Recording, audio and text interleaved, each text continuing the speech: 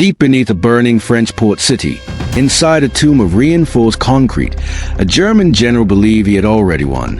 June 1944. The coastal city of Cherbourg was choking on black smoke. American forces had sealed every road, every rail line, every muddy footpath leading in or out. Somewhere below ground, inside an underground fortress designed to survive direct bomb strikes, a German commander sat in perfect safety. Lieutenant General Karl von Schlieben adjusted his collar. His uniform was immaculate. His boots reflected the dim bunker lights. He was the absolute authority of Fortress Cherbourg, and Adolf Hitler had given him a command carved in stone: defend every inch, destroy the port, and never, under any circumstance, surrender. Von Schlieben came from old Prussian nobility. He had survived the Eastern Front. He understood pain. He understood sacrifice. And he was absolutely certain he understood what came next. What proud European general wouldn't expect the Americans to throw wave after wave of young men directly into his waiting machine guns? He settled into his underground command post, ready to watch the Americans bleed. But the Americans had no intention of playing his bloody game. The United States military did not send infantry charging those steel doors. Instead, the earth above the bunker began to tremble. Crawling over the ridge came the grinding steel treads of M4 Sherman tanks and M10 tank destroyers. They rolled past the outer trenches without stopping. They ignored the scattered rifle fire. They drove directly up to the sealed entrances of the underground fortress. The American tank commanders did not request a parley. They did not wave a white flag. They simply aimed their heavy cannons, 75 millimeters of American industry, directly at the bunker doors from point-blank range. Then they waited. What happened to General von Schlieben over the following hours would dismantle everything he believed about war, honor, and the soft democracy he had sworn to destroy. To understand the complete psychological unmaking of this German commander, you first have to understand the man himself. Karl von Schlieben was no desk soldier. He had commanded panzer regiments on the barbaric Eastern Front. He had watched men freeze, burn, and bleed out in the frozen mud of Russia. He was a proud carrier of the German officer's tradition, rigid hierarchy, unquestioning obedience, and the absolute belief that German defensive strategy was superior to anything the Allies could invent. How could a man who had survived the Eastern Front possibly fear a bunch of American factory workers? In June 1944, just weeks after the Normandy landings, the American army desperately needed a deep water port. They needed a place to unload ships packed with fuel, ammunition, and food. Cherbourg was a golden prize. Hitler knew this. He declared Cherbourg a fortress and personally ordered von Schlieben to hold the city until the last bullet. Von Schlieben took this assignment as a sacred oath. He fortified the surrounding hills. He armed the coastal batteries. And when American artillery began falling, he retreated into the St. Sauveur tunnel system, a massive underground quarry converted into a bomb-proof headquarters. The walls were solid rock and reinforced concrete. He sat in the electric gloom with over 800 German soldiers. Cut off, running low on water, running low on food, but his pride remained fully intact. He genuinely believed the Americans were soft, impatient, unwilling to suffer for victory. Why would a nation of car mechanics and grocery store clerks have the stomach for a real siege? He was about to find out how wrong a man could be. The American force assigned to crack Fortress Cherbourg belonged to the U.S. 7 Corps. Their commander was Major General J. Lawton Collins. His own men called him Lightning Joe. And Lightning Joe was a polar opposite of the aristocratic German hiding beneath the stone. Collins was a pragmatist.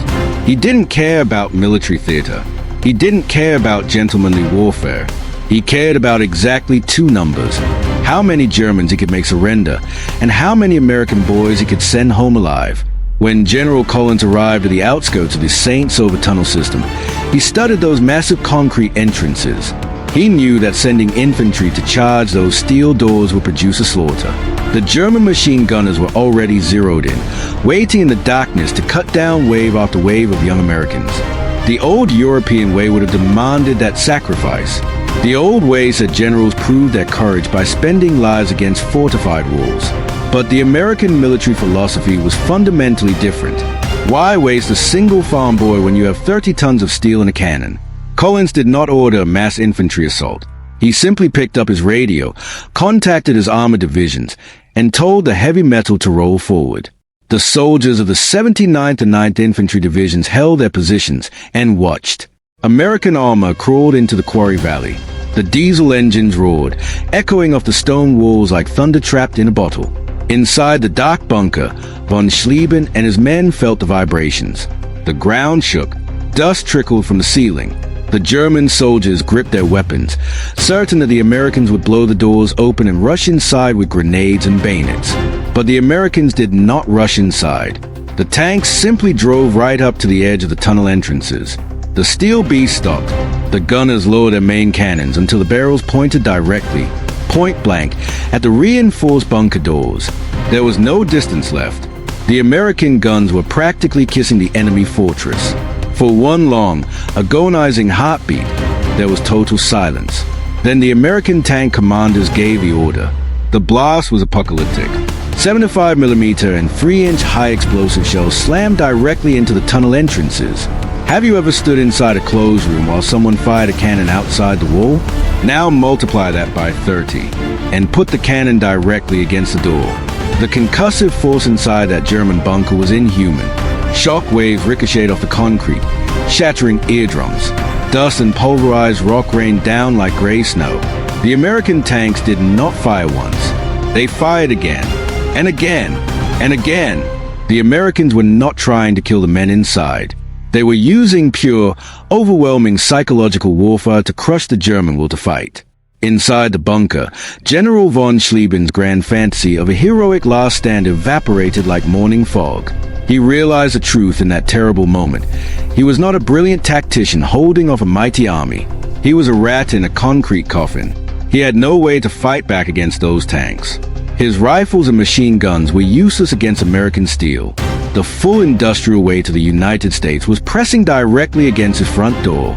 And if he refused to surrender, the Americans would not charge inside to give him a glorious death. They would simply sit outside in their armored vehicles and continue firing point blank until the tunnel collapsed and buried the entire German high command alive. The aristocratic pride of the Prussian general finally shattered. The heavy steel doors groaned open. A white flag pushed through the thick, choking dust. General von Schlieben emerged with his hands raised. Behind him came over 800 terrified, exhausted German soldiers, blinking in the sudden daylight. The supposedly invincible fortress Cherbourg had fallen, and the Americans had barely risked a single infantryman's life to take it. But the most stunning moment was still coming. What happens when a man who believed he was a hero meets the cold reality of American practicality? When von Schlieben walked out of that bunker, he was escorted to the American command post to meet General Karl, and the German commander had dressed for the occasion. His uniform was immaculate. His Iron Cross was pinned perfectly to his chest. His boots had been wiped clean. Even in surrender, he carried himself with a stiff air of aristocratic superiority. He expected Collins to stand, to salute, to formally congratulate him on a hard-fought, honorable defense. He expected to be treated as a respected military peer. But Lightning Joe Collins simply looked at the German commander with cold, exhausted eyes. Von Schlieben, furious at this lack of ceremony, actually began to complain. Through an interpreter, the German general expressed his outrage over how the Americans had fought the battle. He looked directly at Collins and declared that American tactics had been completely dishonorable. He complained that it was unfair for the United States to use heavy tanks and artillery to fire point-blank into bunker doors. He argued that the Americans should have fought fairly, man-to-man, using only infantry. He accused the United States of fighting a rich man's war, relying on superior machinery instead of the bravery of individual soldiers. Let that sink in. A general representing a regime that had bombed civilian cities. A regime that had executed prisoners of war. A regime built on racial hatred and industrial-scale murder. That man was now standing in an American tent, complaining that the other side hadn't played fair. General Collins did not lose his temper. He did not argue. He simply looked at von Schlieben, completely unimpressed. What argument could possibly reach a mind that disconnected from reality? Collins understood the truth. The German general was deeply humiliated because he had been defeated by machines rather than in a romanticized infantry charge. His ego couldn't stomach it. Collins calmly asked von Schlieben to issue a radio order to the remaining German pockets on the peninsula, commanding them to surrender and save lives. Von Schlieben arrogantly refused. He said his honor as a German officer prevented him from issuing such an order. Collins had heard enough. He realized the man was a fanatic, completely detached from reality. Without wasting another second, Collins ordered his military police to take the German general away and process him as a standard prisoner of war. But the ultimate humiliation was still waiting. As a high-ranking prisoner, von Schlieben fully expected to be served a proper hot meal, something suited for a man of his historic stature. He expected a table, a chair, perhaps a glass of wine to soothe the indignity of his capture. Instead, an American soldier handed the aristocratic Prussian general a cold green metal tin. It was a standard-issue American C-Ration, the exact same cold, mass-produced food that the lowest-ranking American private was eating in the muddy trenches outside. There was no formal banquet. There was no respect for his rank, no salon conversation, no acknowledgement of his supposed nobility.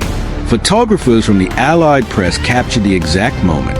The pictures showed General von Schlieben wearing his pristine uniform, looking absolutely miserable, exhausted, and deeply humiliated as he sits in American captivity.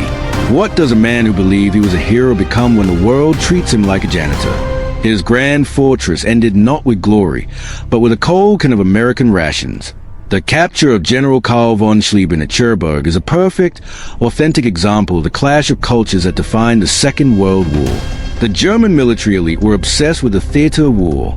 They believed in glorious deaths, rigid class structures, fighting to the last man for the sake of national pride. They genuinely believed that dying in a concrete bunker was a beautiful, noble sacrifice. The United States military operated on pure, unforgiving logic. Men like General Lawton Collins knew there was absolutely no glory in sending young boys to die against a steel door. The Americans did not fight for theatrical pride. They fought to win, to destroy the enemy, and to get their boys back home to their families. What is more honorable, a dramatic death or a living son? If winning meant driving a tank to the front door, the Americans did it without hesitation. When von Schlieben complained that the Americans fought a rich man's war by relying on machines instead of men, he thought he was insulting them. In reality, he was stating the exact reason the United States military was unstoppable. The Americans valued the lives of their farm boys and factory workers far more than they valued the outdated rules of European chivalry. They shattered the illusion of the master race, not just with overwhelming firepower, but with a cold, practical indifference that arrogant Nazi commanders simply could not comprehend. What do you think of this moment in history? Was the American decision to use point-blank tank fire the smartest way to save American lives? Or do you think the old rules of warfare should have applied? Let us know your thoughts in the comments below. And share your own family stories. We read every single one. If you appreciate deeply researched, authentic stories of the men who actually fought for freedom, make sure to hit that like button and turn on the notification bell so you never miss a story of true historical justice. Thank you for watching. Respect the fallen, honor the veterans, and never forget history.